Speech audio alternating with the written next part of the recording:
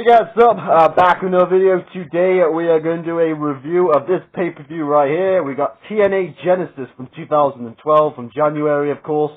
We are doing the continuation of the January season of pay-per-views, so let's get this on the way, shall we? First off, we kick off with a fatal four-way elimination matchup for the TNA X Division Championship, as we had Austin Aries defending the title against Zema Ryan, Jesse Sorensen and Kid Cash in a four-way elimination matchup. This was very solid stuff, very solid opening, very fast-paced. Everything you'd want in a opening X Division matchup, with Austin Aries seeking out the win, thanks to a little bit of shenanigans with Zema Ryan. But Jesse Sorensen did look pretty good in this match. He would have a bright future. He looked like he would have a bright future in TNA, but unfortunately, this would be kind of like the high before the fall, the high points of his career before he would kind of like have a fall the following month and against all odds with the broken neck, and never really recovered. Never really had a job in TNA after that, because of Zema and the injury and all that stuff. So it kind of sucked, but kind of made me a bit sad watching this match, knowing that this was kind of like heading towards the end for Jesse, because he looked pretty good in this match. Anyway. Yeah, Austin Aries would retain, thanks to a little bit of shenanigans, as I said, from Zema Ryan. As we move on to the next match, which was the Pope D'Angelo De Niro taking on Devon in singles action. This was all based around Devon's kids, Tara and Terrell. His two boys. His two boys. So basically they were influenced by Pope, and Devon basically thought that Pope was a bad influence on Devon's kids. And Devon's kids turned on Devon and lined himself with Pope because of the bling and all that stuff. So pretty cool stuff right here.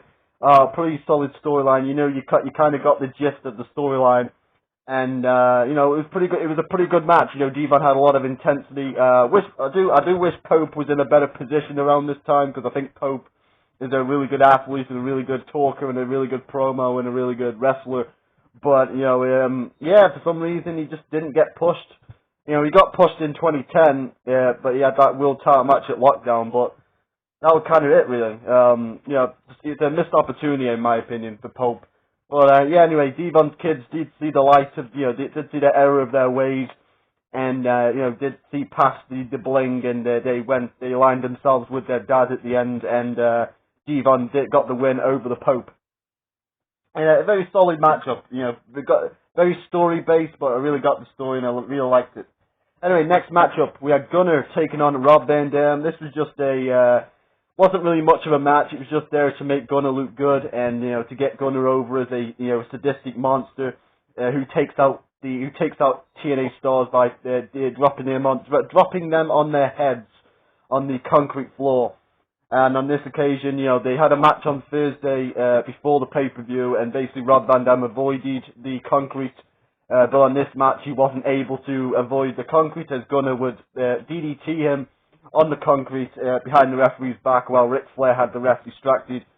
And Gunner would pick up the win to basically write Rob Van Dam off for the couple of months. So it did its job. I wasn't really that impressed by Gunner, but it did its job. It was alright.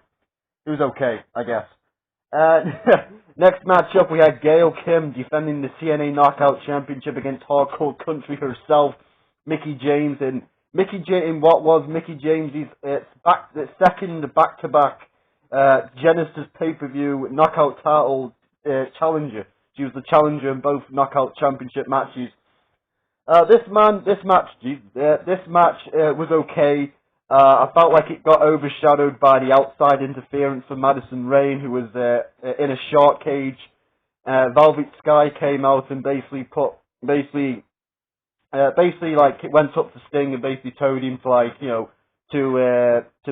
she had an idea to how to get rid of Madison Rayne, and to basically put her in a shark cage. And but Madison was screaming, and it basically made the whole match about her and her trying to escape the cage, or trying to being afraid of heights and all that stuff. So it really took away from the match for me. And the match ended in a lame DQ where Madison Rayne threw down the brass knuckles, but Mickie James got her hands on them, and she used it as a weapon and got disqualified. So kind of a lame DQ. But yeah, it was what it was. Let's move on. Next matchup, we have at the Monsters Ball match. We have Abyss taking on Bully Ray. This was fantastic, man. This was awesome. These two hardcore maniacs just went out there and beat the shit out of each other with tacks and weapons and tables and chairs and all that stuff. It was pretty fucking cool.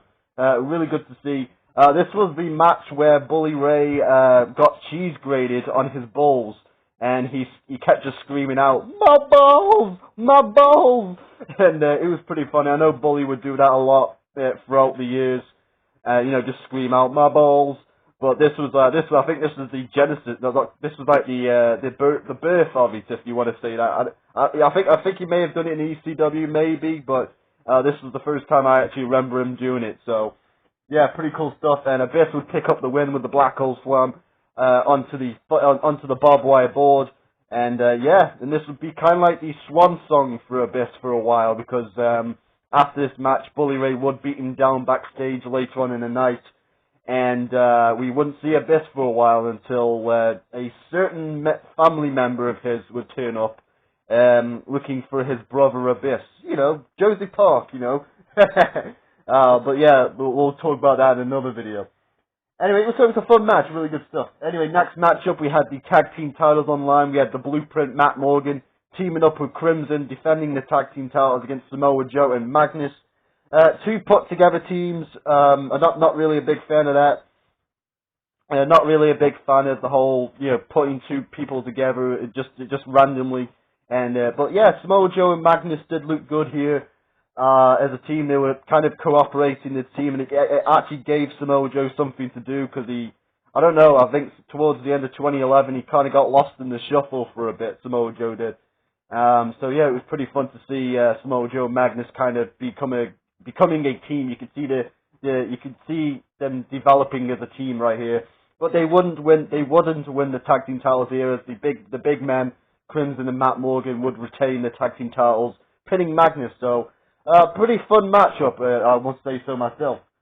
Next matchup, we had Cowboy James Storm taking on Kurt Angle in which I would say was the most disappointing match of the evening.